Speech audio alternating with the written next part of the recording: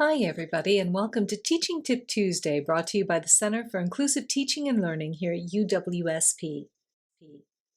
This week, I'd like to talk to you a little bit about helping your students to develop better study habits that will help them with their metacognitive processes so that they'll be better able to learn in your courses.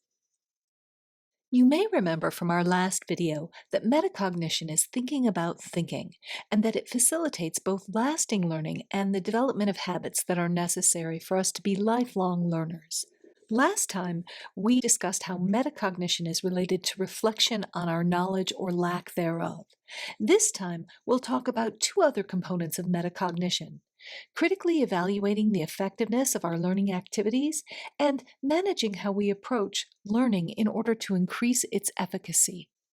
Anybody teaching at the college level knows that college students don't always come to us with a good handle on how to learn. As experts, we know that studying doesn't always lead to learning, and that students can waste loads of time on ineffective study techniques. Often they gravitate toward the familiar practices that they were taught in junior high school and high school. They like passive learning, like rereading their lecture notes or using flashcards or Quizlets, and they're unaware of the metacognitive processes that could help them make better use of their study time to promote real learning. That's where we as instructors come in. Since most of our students don't make use of the Tutoring and Learning Center, it's important that we facilitate the development of better study habits by emphasizing the study cycle in our classrooms. This cycle involves iterative, targeted, active learning, so it's very effective in promoting long-term retention. The cycle begins with previewing before class. This helps to prime the brain to receive new content and provides a context for new information. The preview stage of the cycle involves completing the reading, taking selected notes on the main topics and vocabulary words, and noting any areas of confusion to ask about during the class time. It's also important for students to review the material from previous classes because in doing this, they provide the context for the learning of the new material. The second stage of the cycle is class attendance.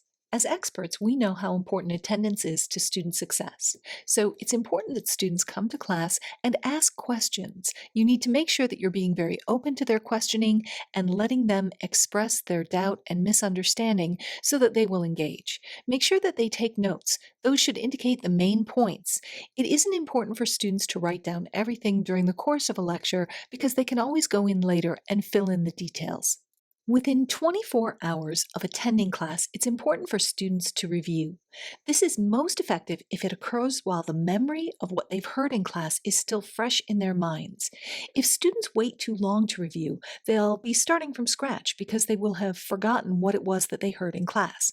They want the review to help them build and reinforce their knowledge rather than recreate the knowledge that they've already forgotten. This is a great opportunity for students to fill in the gaps in their lecture notes using the text or online versions of the PowerPoints that were used in lecture. After this, it's time for a learner to study. We all know that studying a little every day helps to keep knowledge fresh and allows students to build on the knowledge that they already have. But students don't often realize this, so it's really worth stressing. Depending on course commitments for a particular day, between 3 and 5 short study sessions each day works well. Active, targeted study is the most effective. So, how do students make sure that study is active and targeted?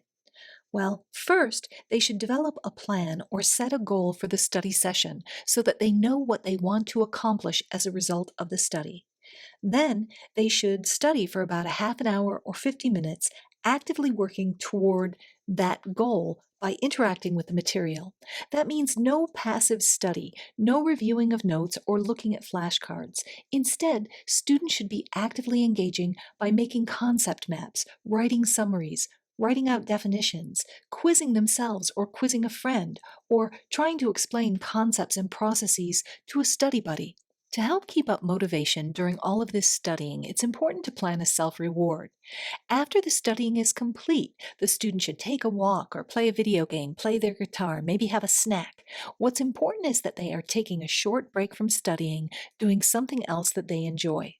After the break, the student should spend about 5 minutes reviewing what it is that they just learned. Summaries are great for this. The final stage of the study cycle is when we really get back to metacognition. Students should self-assess their learning.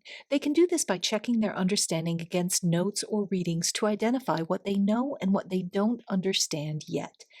Then they should evaluate the effectiveness of their study activity. Do they understand more than they did at the beginning of study?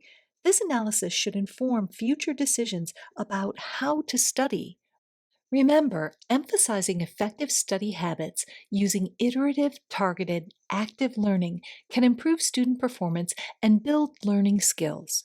That's this week's teaching tip, brought to you by the Center for Inclusive Teaching and Learning here at UWSP. Remember that at CITL we offer support for course design, learning activities, assessment, and pedagogy. Please visit our website to schedule a consult today.